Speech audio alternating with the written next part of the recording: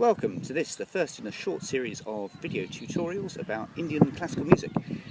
In particular, how to play Indian classical music on a piano.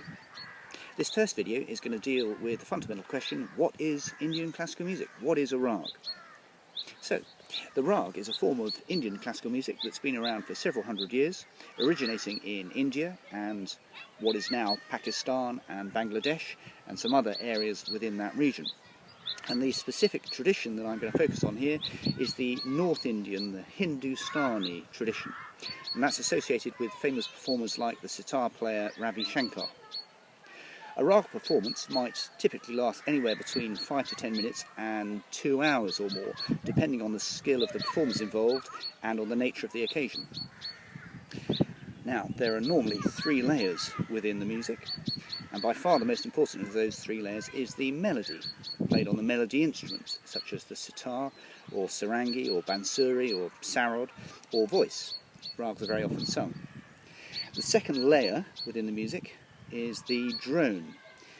This is often performed on a tambura, which is a string instrument with 4 or 5 strings which are plucked repeatedly, rotating around those 4 or 5 notes through the performance, creating a static harmony that's there all the way through underneath. The third layer is the percussion, typically on a pair of drums called the tabla. So you have a tabla player providing the percussion after the first section of the music. So the tabla player comes in after that first introductory section. So those are the 3 layers, the melody, the drone and the percussion. But the melody is by far the most important layer because this is music of melody.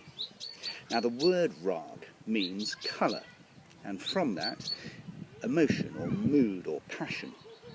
And like music around the world, ultimately this is music which expresses emotion. And it's music which engenders emotion, both in the performers and in the audience. Now there are lots of different rags, which each have different names, and each rag will be associated with a particular emotion or mood. Now most of the musical content of a rag is heavily rehearsed improvisation, based on a certain set of musical ingredients. And there are 4 key musical ingredients that we're going to look at. The first is a musical phrase that's associated with that rag. So maybe 2 or 3 short little motifs associated with that rag, little tune, little melodic phrase.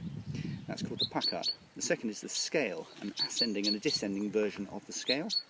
The third is the pausing notes, the vadi and the samvadi. These are notes that are held or emphasised more than others during the rag.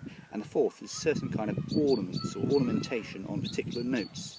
That again, that particular note will have a particular ornament, and that's associated with that particular rag. So these 4 ingredients combined together will make a unique set of ingredients associated with one particular rag that will define that rag and enable you to distinguish between that rag and any other. So in the next little video I'm going to go through those 4 key melodic ingredients, and I'm going to give you some examples of those on the piano. I'm going to play some examples for you so that you can get an idea, or begin to get an idea, of how this fascinating music is put together.